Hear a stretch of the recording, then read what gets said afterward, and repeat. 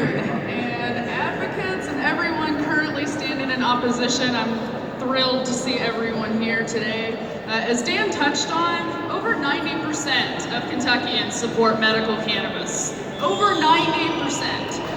This has to happen now. This is not a gateway drug. If it were, I would likely be addicted to methamphetamines and heroin, and I would like to share with you a little bit about my story to lend credence to that argument. I was born and raised in Louisville. I'm 38. Now I live in Henderson. At the age of 30, I had to go on to Social Security disability.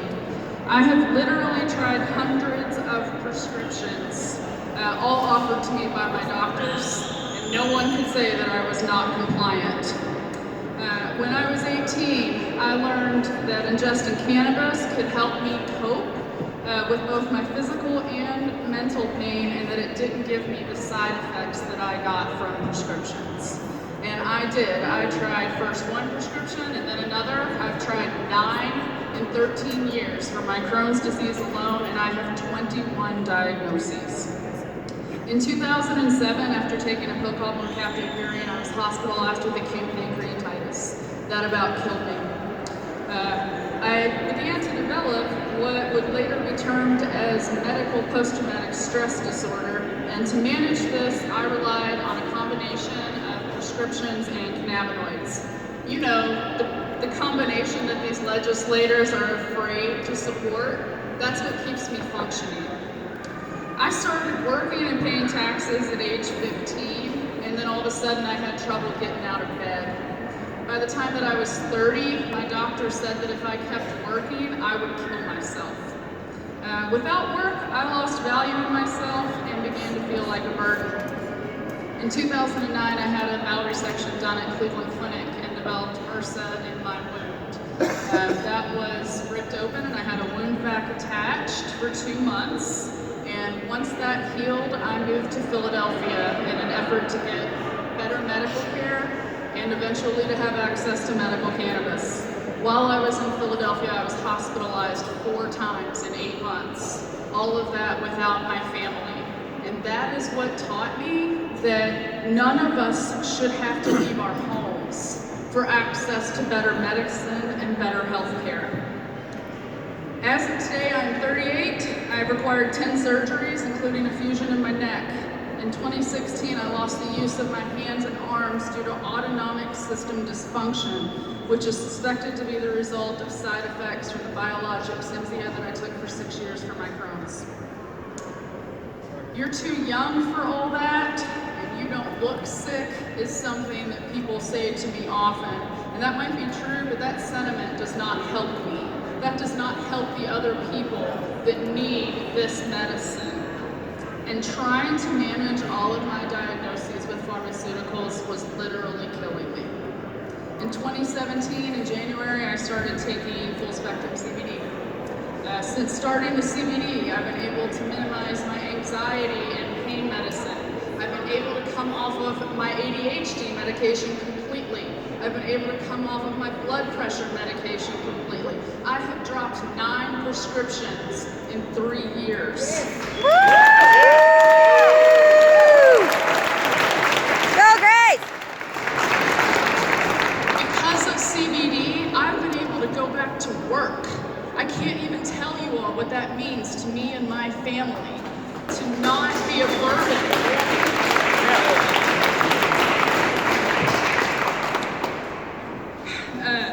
Maybe, just maybe, that if I can have access to this, I can come off of more toxic pharmaceuticals and more prescriptions, because more often than not, they've given me disastrous side effects. Maybe the people that won't hear this bill don't want that to happen. I don't care what they want. This is what I want. Yeah!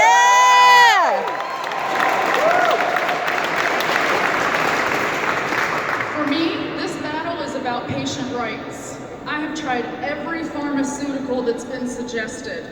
I want the opportunity to legally try what has been shown to work in medicinal cannabis states.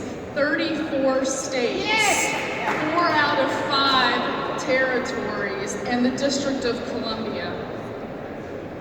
66% of the population of America now has access to medical cannabis. Why can't we have that?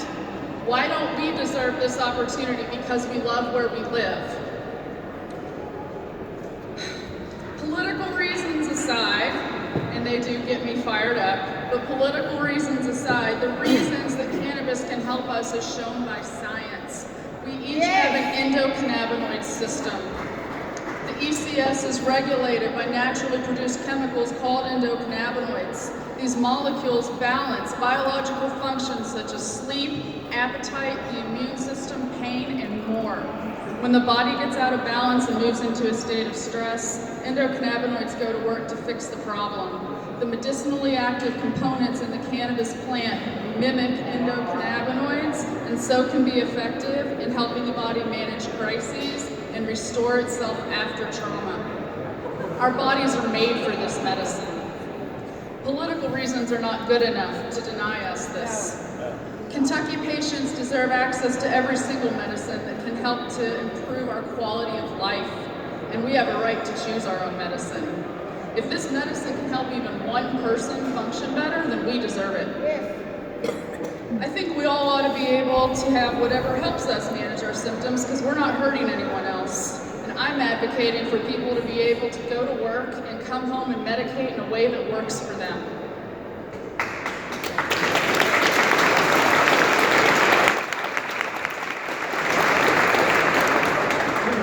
House Bill 136 is about legitimately achieving symptom relief for patients without risking going to jail for it.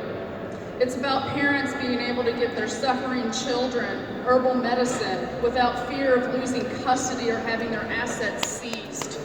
It's about the parents of Kenzie Myers having the right to decide to treat their daughter's ulcerative colitis with something safer than the toxic combination of mercaptopurine and Remicade that killed her colon when she was 12.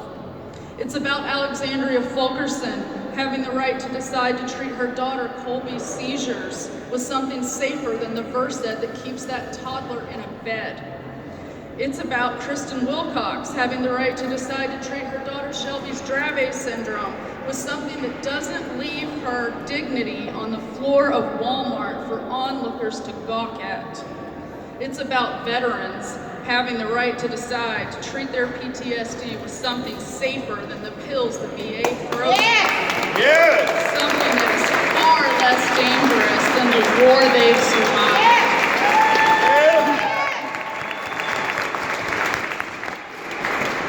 I've exhausted the pharmaceutical route, and so have many other patients and veterans.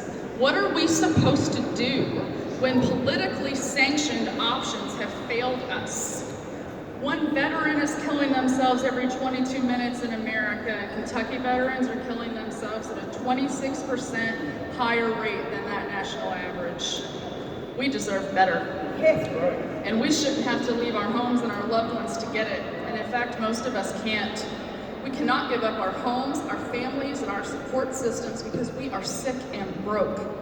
It's negligent, and it's cruel to withhold a proven treatment of so many ailments, illnesses, and diseases. Patients should not be criminals for making the choice that gives us less side effects. We shouldn't be criminals for using all natural medicine. We have the right to decide what goes into our bodies. The government does not have the right to decide what goes in our bodies. We live in our bodies, not them. We are the experts, not them. When our doctors tell us we've exhausted their knowledge to little avail, and our doctors support us using cannabis for our ailments, why do our legislators think they get a say and get to interject themselves in our health care? I came to this rally 2 years ago, and Ashley Taylor said something that really hit home to me. She looked around the room and said, "There's no quit in this room." I remember crying that day. She inspired me, and I hope that I can inspire others to do the same. We do not quit. We do not become passive aggressive on this issue. We do not surrender. We win this fight, and we do it together. United we stand, and divided we fall. Yes. Yeah.